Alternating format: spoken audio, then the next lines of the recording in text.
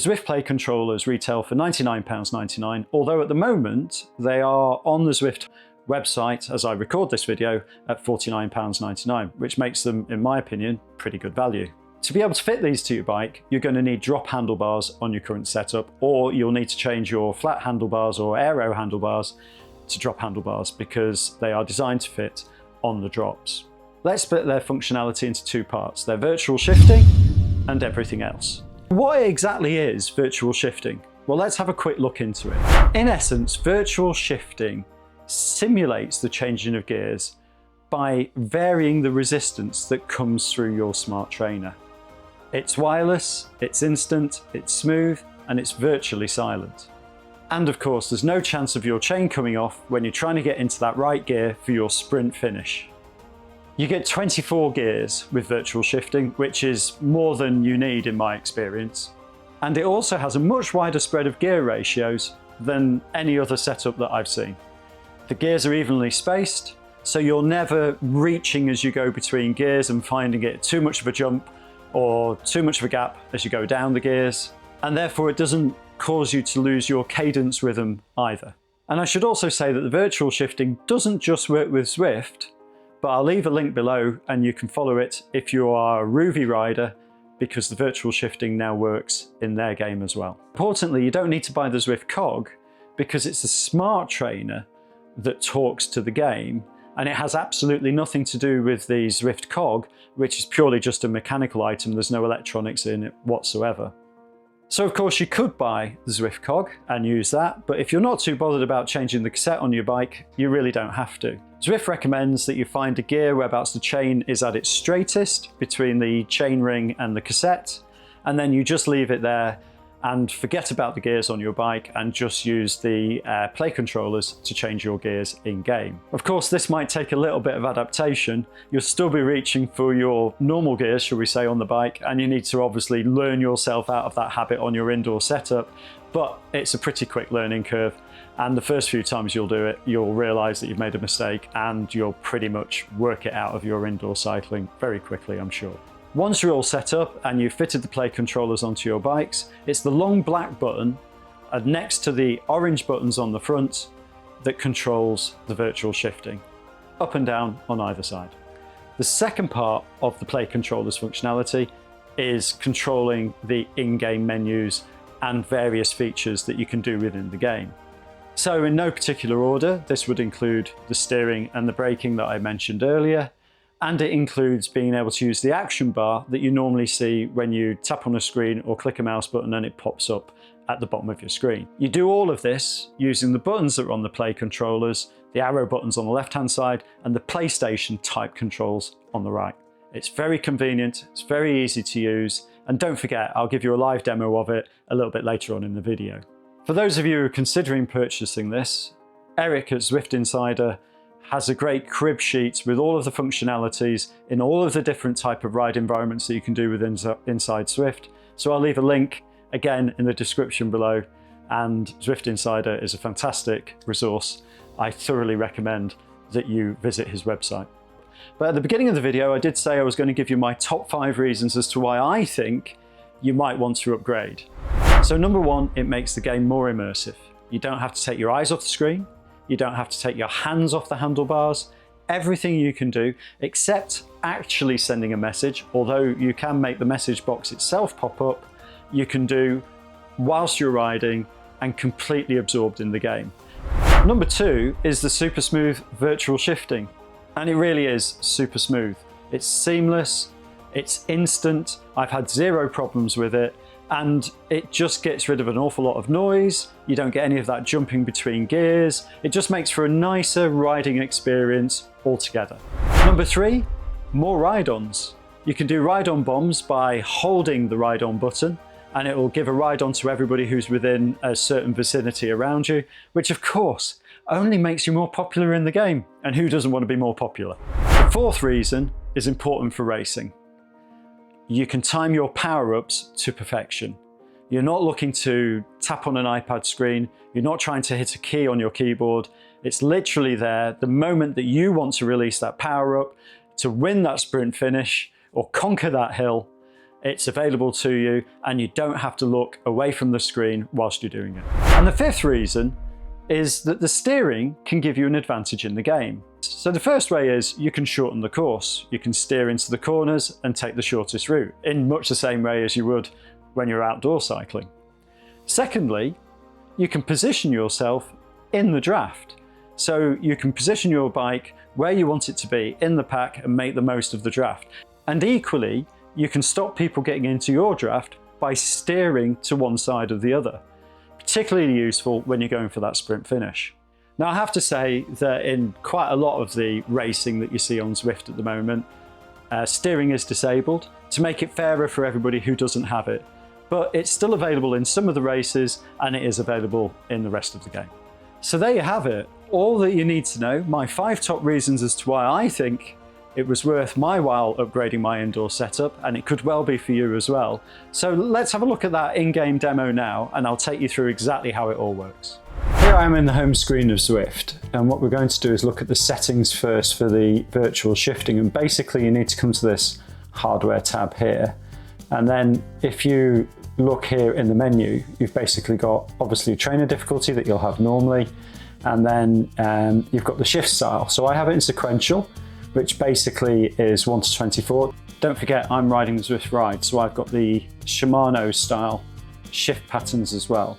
But you can choose here which one you want. I find sequential is the easiest one for me. And then if you scroll down a little bit further, then you can adjust your gear range. And this is basically your cog setup. I've never moved it out of mixed terrain. I'm sure other people play around with it a lot. And if you wanted to, of course you can. And what we'll do is we'll go into the game.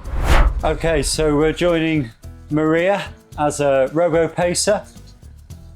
I'm not sure if you've all used robo pacers before, but I found them really useful when I've been doing my training in order just to push myself by going up with the relative robo pacers. What you can see now on either side of my handlebars, I've got the 2 buttons to shift up and down. So on my left, I've got the down shift, and on the right I've got the up shift. So you can see in the top left hand corner underneath whereabouts there's the watts, my heart rate and so on and so forth, that you can see the gear that I'm in. So basically it tells me if I've shifted down, shifted up. If I press and hold, it'll do a number of gears all at the same time. And that's the gear shifting in a nutshell. Very simple. You can probably hear on the video there is no noise. All it does is increase or decrease the resistance coming through the smart trainer, which is a Wahoo kickr core on this one here. So we'll keep with this and then we'll have a look at the buttons. So essentially on the left hand side you've got the arrow buttons, and on the right hand side you've got the PlayStation style buttons. So if I click the up button, you can see that it brings up the action bar, and then I can click the left and right buttons to go through it, and then I can press the down button to get rid of it. So if I want to interact with the action bar, then I press the A button, and you can see that that's taken me into hiding display. I don't want to do that, so I use the left button and the A button to cancel that. Again, go into the action bar. If I want to change the view, I can now use the up and down button on the left hand handlebar, change my view, have a look at all of the different views, and you can see it's easy just to use the up and down, press A to select, and then if I want to stay with third person, I basically just use the B button to get rid of that, and then the B button again to get rid of it altogether. So A, select, B is back effectively. So I'm riding with a few other riders. If I want to give a ride on, it's the Z button here. Just press and hold it on the screen. It tells you that you're doing a ride on bomb. And there we go. Mr. Carter behind me has been ride oned. And then we haven't got a power up on this screen, but if we did, we'd use the Y button to select it, or indeed we could use one of the orange buttons at the end of the handlebars if I'm down on the drops. So it's very easy to use. It's pretty intuitive. You can go through all of the different parts of the action bar. As I said earlier in the video, you can select a group message. Obviously then you've got to go to your keyboard to actually type it in, unless you've got some kind of voice activated. To do a U-turn, you can do this actually in the game. So if I press, you can see it comes up with U-turn. So I have to press and hold, and then there we go. It's a U-turn. I don't have to go into the menu to do that. I've just done it myself. So I might want to come back round and catch up with Maria and the team. So maybe we'll do that, maybe we won't. So if I did want to catch up with Maria, I could actually use the teleport feature, press A, choose Maria, A again, so let's go, and I go back in it. So all of this I'm doing without ever touching a touchscreen on the iPad or a mouse or a keyboard on your PC. So it really does mean that you can concentrate in the game. We've got a power up. So you can see it's got a Y next to it in the screen. So it even reminds me what I need to do. So we're going up a hill, I've just pressed Y, and our featherweight power up has been activated. One other feature that you can do with the left button on the left-hand handlebar, if you watch the top right of the screen, I can cycle the mini-map. So I've gone into a lower 3D type view. Press it again. Takes me out a bit, but still somewhat zoomed in. Press it again, and it zooms me all the way out. So I can cycle through that as I wish. And then of course on the steering, I've got the left and right here, so I can steer. Now it won't let me go through somebody, so I can keep on pushing until I can get past, and there we go. I'm steering out, it'll only let me go so far, but then if I want to take the racing line on this corner, get ahead, and then obviously it lets me go as far as I can, and then if I wanted to come across, I'm sure everybody's wondering what I'm doing in a road pacer group. You can imagine in a race, if you had somebody following you, you could try and put them into the draft. Or equally, if you're in a pack, you could drop back into the draft. And then if I touch it, you can see my brake light comes on. So I can brake on either side of the handlebars. And yeah, it's simple as that. One other feature that you've got, which I can't demonstrate to you on this ride, because it's only available in races and group rides, road pacer is not really counted as a group ride, is you can use the down button and it will give you a rear view for about 1.5 seconds, and then it jumps back to looking forwards again. Particularly useful if you're in a team time trial, or if you're in the end stages of a race and you wanted to have a look behind you to see how close the competition was. Of course, all of these things rely on you remembering to do these at the appropriate time. And if you've just done a high power output 40-kilometer race, then maybe your memory recall to do these things wouldn't be at the best. I know mine isn't, but it's all there available to you if you want to use it. If you're in ERG mode and doing a workout, then the buttons that are on the left-hand side that you would obviously usually use for changing gear, you don't need that, because the computers, or the workout, is controlling the trainer resistance.